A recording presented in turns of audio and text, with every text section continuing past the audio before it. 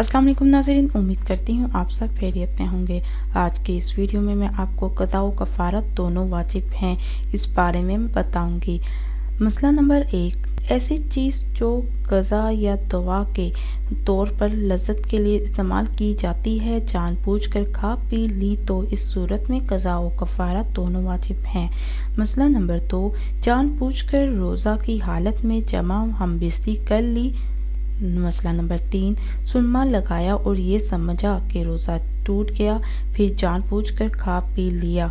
मसला नंबर 4, मसवाक किया और ये समझा कि रोज़ा टूट गया, फिर जानबूझकर खा पी लिया।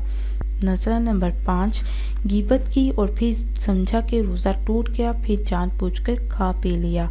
मसला नंबर 6, अगर कोई मर्द किसी औरत को जमा हमबिस्ती पर मजबूर करे और पेश कदमी मर्द की जानिब से हो तो मर्द पर क़ज़ा कफ़ारा दोनों वाजिब हैं और औरत पर सिर्फ क़ज़ा लाजिम है। नेज़ इब्तिदा में औरत राज़ी ना हो और बाद में राज़ी हो जाए, इस वक्त भी औरत पर सिर्फ क़ज़ा होगी, कफ़ारा नहीं। मसला नंबर 7, औरत अगर किसी बालिग बच्चे या मजनून पागल से सोहबत कराए तो औरत पर कफ़ारा लाजिम है। मसला नंबर 8, औरत ने ये जान कर के आज मुझको हैज़ आएगा रोज़ा तोड़ दिया, फिर हैज़ नहीं आया तो क़ज़ा और कफ़ारा लाजिम है।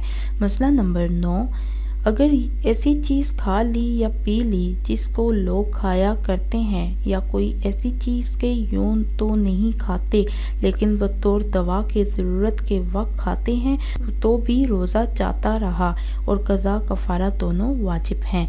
मसला नंबर 10, रोज़े की हालत में हुक्का पीना या सिगरेट पीने से रोज़ा टूट जाता है और अगर ये अमल जानबूझकर कर लिया तो रोज़ा क़ज़ा कफ़ारा दोनों वाजिब हैं। नोट: क़ज़ा का मतलब ये है कि रोज़ा दोबारा रखें और कफ़ारे का मतलब ये है कि या तुम 80 मस्कीनों का खाना खिलाए या फिर लगातार बग़ैर नाके के दो माह के मुसलसल रोज़े रखें। इन 2 माह के दौरान अगर दरमियान में कोई रोज़ा छोड़ दिया तो दोबारा फिर से शुरू करें। अलबत्ता औरत हैज़ के दिनों में रोज़ा नहीं रखेगी, हैज़ ख़त्म होने के बाद फिर से शुरू कर देगी और हैज़ की वजह से औरत का तसलसल ख़त्म नहीं होगा।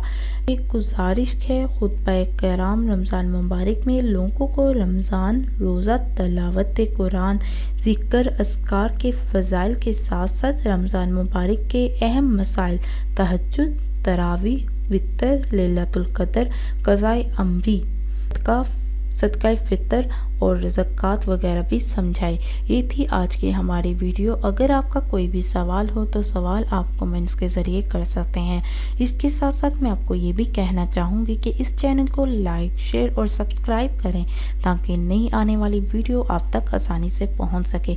अल्लाह हाफ़िज़। दुआ में याद रखना ना भूलिएगा।